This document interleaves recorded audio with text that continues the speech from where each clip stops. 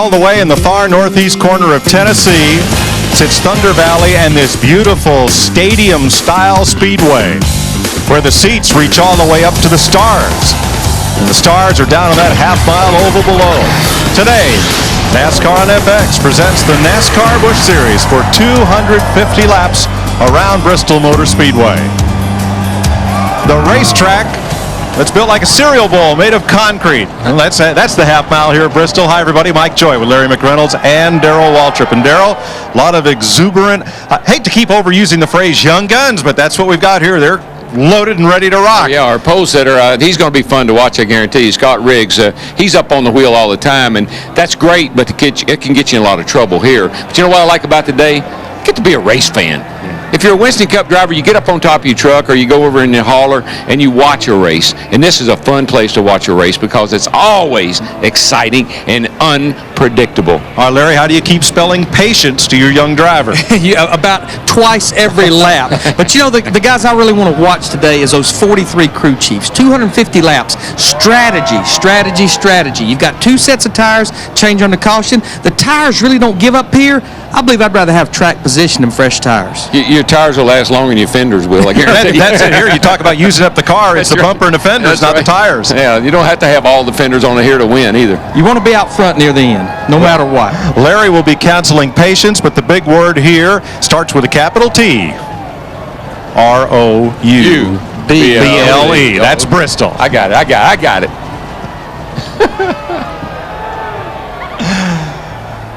So let's get set to go racing around Bristol Motor Speedway for 250 laps. Capital T, that is. We got trouble.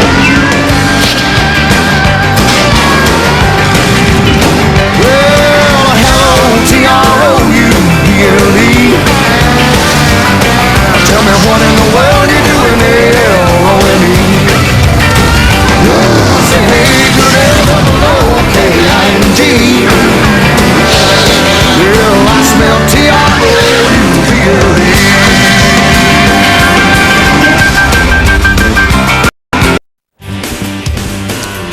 Welcome back to the hills of Tennessee and Bristol Motor Speedway. Today's race, the Food City 250. 43 of the NASCAR Busch Series drivers set to challenge this speedway for 250 laps. Let's go trackside for opening ceremonies. Ladies and gentlemen, would you stand, please, for our invocation and remain standing for the national anthem. For today's invocation, the Reverend Ham Fuller from the Emmanuel Episcopal Church in Bristol. Are you glad to be here? Then let's give thanks. Gracious God, we come before you from all walks of life, all creeds and faiths, from places all over the globe. And we recognize and celebrate that you are the source of life. And we thank you. We believe that this life is given that we might be blessed and be a blessing. And we give you thanks. We know that your creative and celebrative nature is within each one of us. And we thank you. In this land based on freedom, we recognize that freedom is your desire for all people and that it comes with a cost.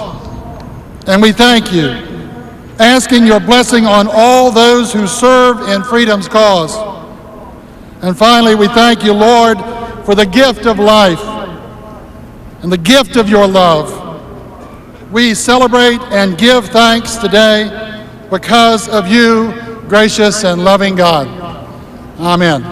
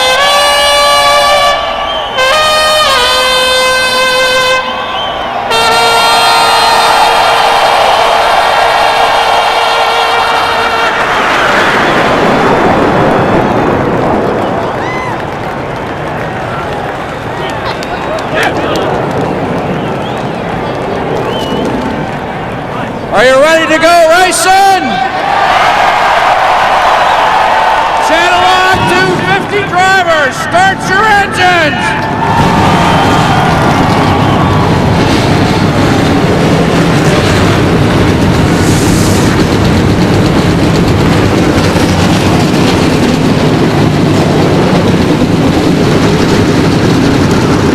Set to go for 250 laps here at Bristol Motor Speedway.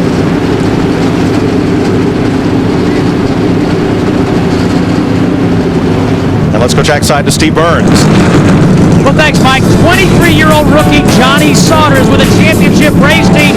He says he doesn't want to be patient. The competition is so fierce, he's going to be aggressive today in that race car vacated by former series champion Kevin Harvick. To Matt Yoder. Steve, the pit stalls on pit road today are 16 by 24, very small in this tight pit road. But more importantly for Jeff Green, they feel like they could have gone to victory lane already this year. So this weekend, the 31 pit crew, Big Mike Sears and the guys in the Winston Cup effort have come over to help out on Saturday, hoping to get Jeff Green, who starts second, into first at the end of the day. To Dick Berggren. Bristol is the last racetrack of the NASCAR circuit with a pit on the front and on the back stretch. Used to be a huge disadvantage to pit out back under the caution flag. NASCAR is trying to fix that today. For the very first time, no matter where a driver is in the grid, he is going to have to enter the speedway to pit off the second turn. Going to then have to exit from his pit area off the first turn. Goof it up, go in the wrong place, go out of the wrong place, and it's to the end of the longest line.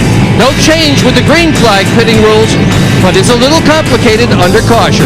Mike? Thanks, Dick. I'm a day ahead of myself. Tomorrow's race, the Food City 500. Today's the Channellock 250 for the NASCAR Busch Series. A little warm-up event, 250 laps. Just, get everything warmed up. This 250 could seem like 500. It's good. Let's have a look at the Castrol starting grid for today's race. There's Scott Riggs' car on the pole. Fellow who used to drive that car, Jeff Green, starts right alongside Ford Chevy front row. Jason Keller, 99, won this race and sat on the pole. Wasn't that a track record? Yes, it was. Yes, it was. By a rookie. Jimmy Spencer right there, Kenny Wallace. Michael Waltrip with Lewis in the fourth row. Uncle Mike.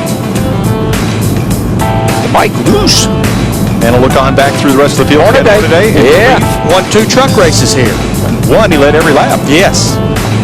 Brian Vickers, who's missing his high school prom tonight, to be here. Kevin LePage won a Busch race here a few years ago. There's old Biffle. He'll be up in there. He'll make it exciting. Got that right. He'll be making his way to the front. Shane Neal there, and there's Todd. That's a veteran row with former champ Randy LaJoy and Jeff Purvis. A couple of Nashville boys there. Owensboro kid there. Mark. Casey Kane in that Robert Yates Busch engine. And youngster Casey Mears. Lyndon Amick. There's Sprague way back there. Had a little trouble in practice. Kerry Earnhardt, a little trouble in practice. In the final practice yesterday, they repaired the car, said it looks like it's just ready for Bristol. And back through the provisional starters, 43 drivers will start. Nobody had to go home. That's how many cars showed up here to run. So we'll be back with the start here in Bristol.